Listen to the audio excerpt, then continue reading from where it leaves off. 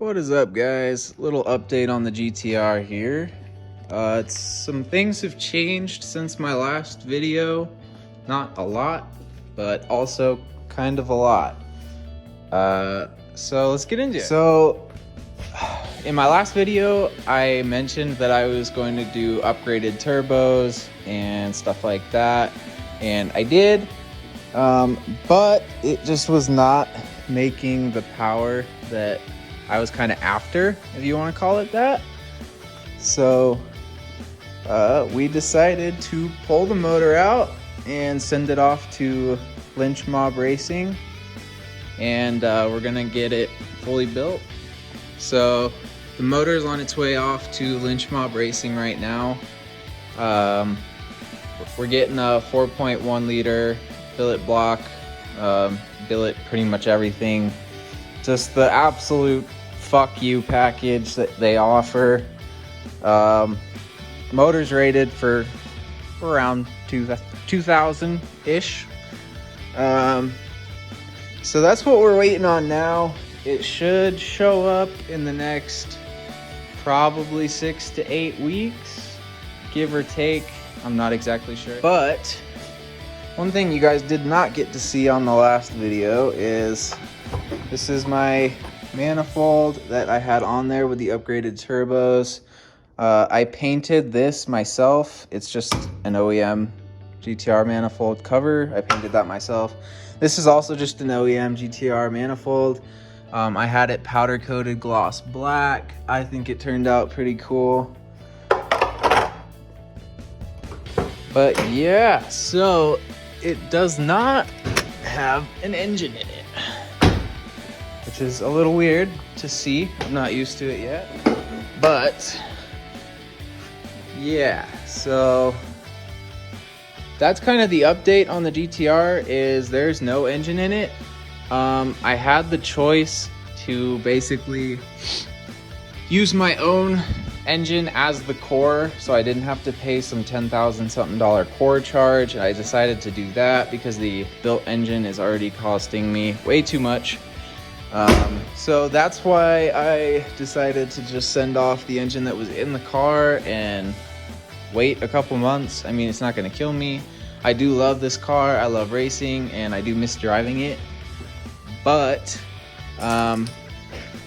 I'm patient enough to send it off and not pay the $10,000 something core charge, whatever it is. So with everything that's being done to it, they had to pull a lot of interior parts out just to get the engine out.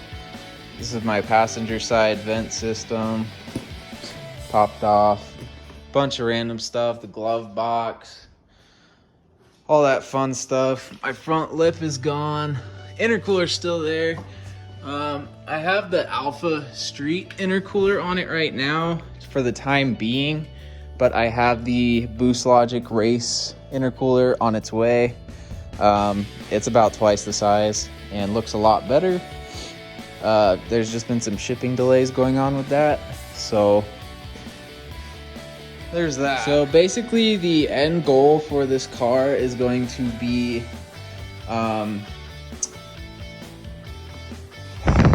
it's going to be the Lynch Mob 4.1 billet block fully built motor.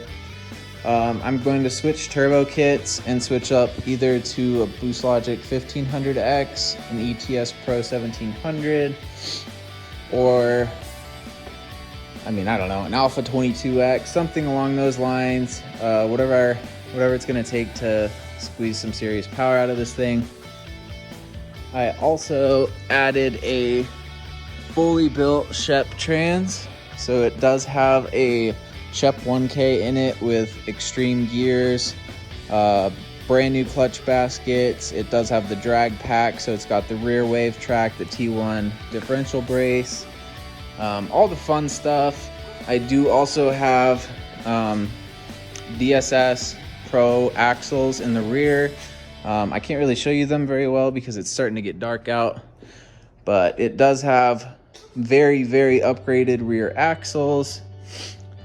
So one thing that I have been getting a lot is people asking why the car is still on the stock wheels. And that is because I have ordered bead locks. So I've CCO Performance. It used to be Top Speed Motorsports. Nathan CCO, cool guy.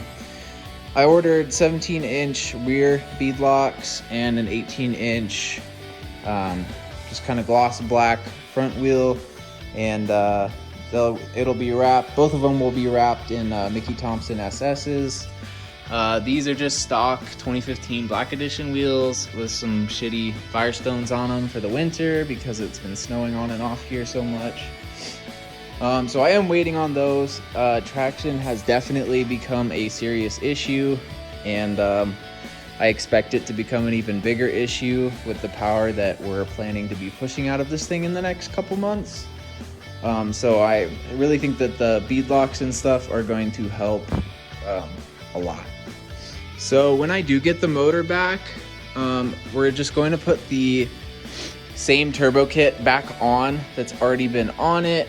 And that is the, whatever it is, something 900R, 1200R, whatever it is. And then we're going to stick with 6 injectors for the time being, and just bump up the CCs on the injectors. But the end plan here is to have the car on Motec and be Rob tuned. Rob Harper from Alpha Logic does all the Motec tuning through Auto Trends, which is the shop that works on my GTR. So we're gonna switch to the Boost Logic 12 injector manifold. It looks similar to this, but actually, no, it doesn't. Looks a lot different, but anyways, so we're gonna switch up to a 12 injector setup, new Boost Logic manifold, bigger intakes, much bigger turbos, and Motec, and at that point, the car should be making some pretty serious power. I do, however, have a feeling that I may have to upgrade the trans even more down the line if I want to hit that, 2000, 2200 wheel horsepower mark, because this trans is not going to hold it. So might end up with a higher stage Shep trans down the line. I'm not sure yet. I don't have $40,000 to throw at another transmission. I just spent fucking damn near that on the engine itself.